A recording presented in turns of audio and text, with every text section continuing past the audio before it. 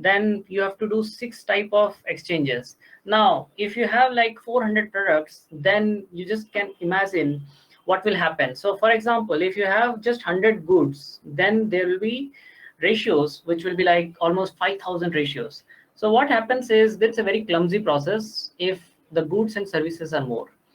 Now people realized the mistake of this and they understood the difficulties of this, and then they thought of something which is in demand with almost everyone. So then people realized, because that mostly was an agriculture economy at that time, so people realized that means cows or goats, sheep, those are very valuable, and pretty much everyone needs it.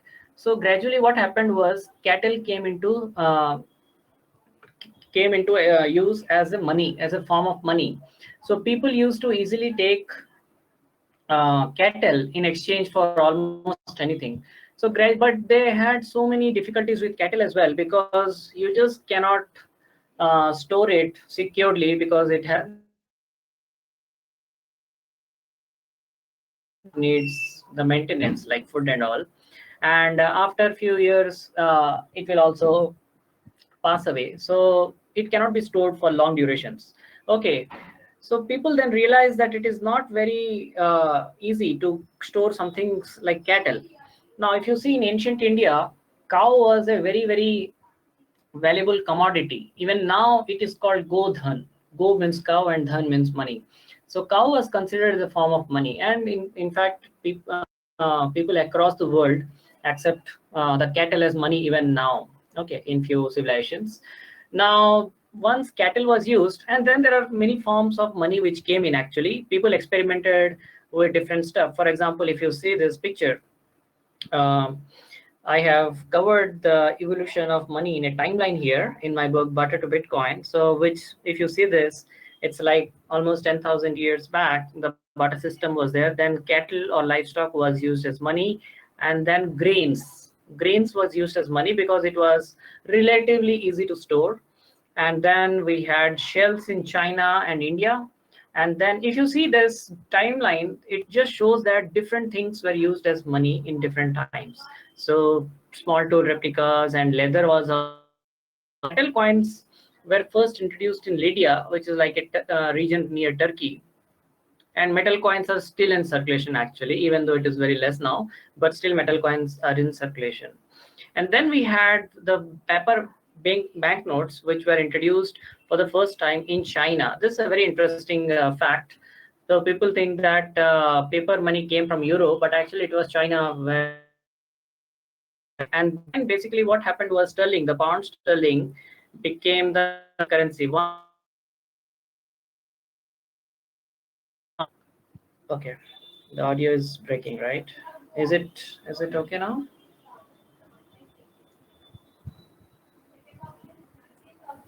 So paper money was used extensively after introduction of China. It went to Europe, and people started using paper money, especially in the Europe region, which became the national currency of England in 928 AD. And so gradually, if you see, Marco Polo was the guy who took paper money to Europe, very popular, and then Sweden, and then US. So if you see US dollar, even that was accepted.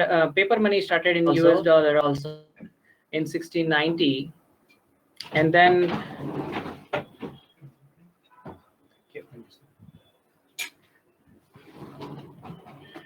one second, guys.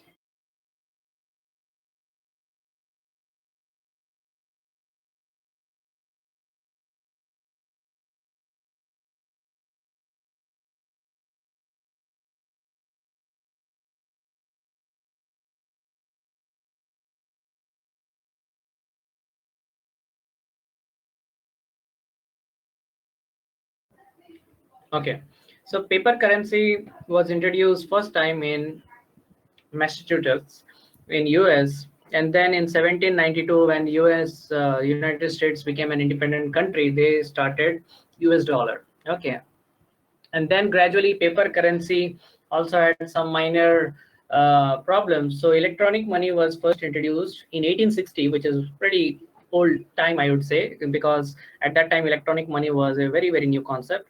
And then in 19, if you see the timeline, I'm not explaining the timeline much, but paper currency is what is used now at present, and very few metal coins. And gradually what happens is the digital payments are becoming more and more common these days, especially after the demonetization in our country and across the world. Actually also paper currency importance is going down, and digital payments are actually used more and more with each passing day. And then from 2015, actually, the cryptocurrencies became very prominent. Cryptocurrencies, as I mentioned, is a digital currency which is used as a form of payment apart from the normal currencies that we have, like rupee or dollar or euros. Okay.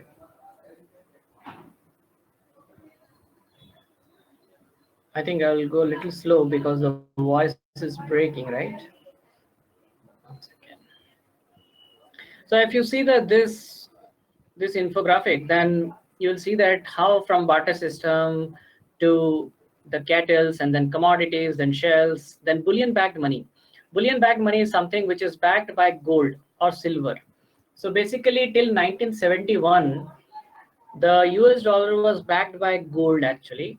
And then from 1971, it is not backed by gold or any other metal, but it is only backed by the trust in the US government. So you must have heard about a term called fiat currency,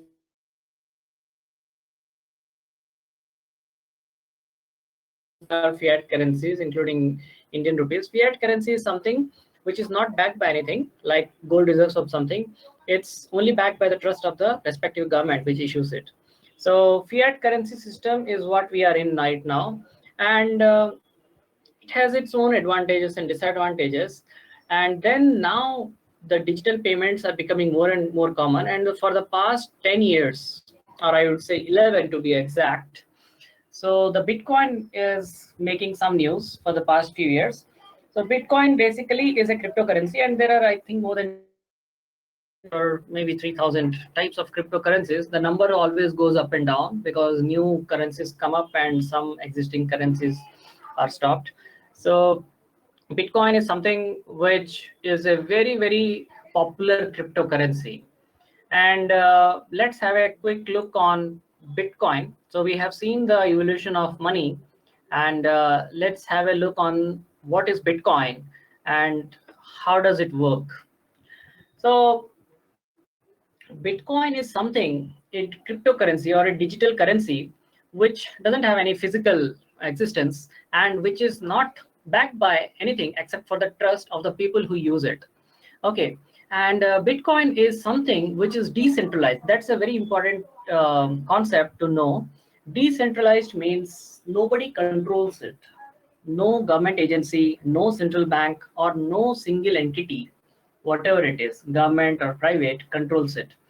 So Bitcoin is decentralized.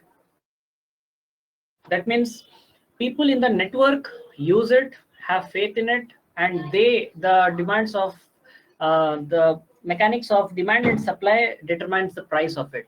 So if you would have tracked some news about Bitcoin for the past few months, you would have noticed that it is falling, and people were a little worried. And only yesterday night, it rose significantly, I believe around 10%, because of some statement from the Chinese government. So what happens is Bitcoin is something which was started by a mysterious person called Satoshi Nakamoto, and there are rumors whether he or she or they are. So Satoshi Nakamoto actually released a paper in on October 31st, which is like coming very shortly in 5 days, October 31st, 2008.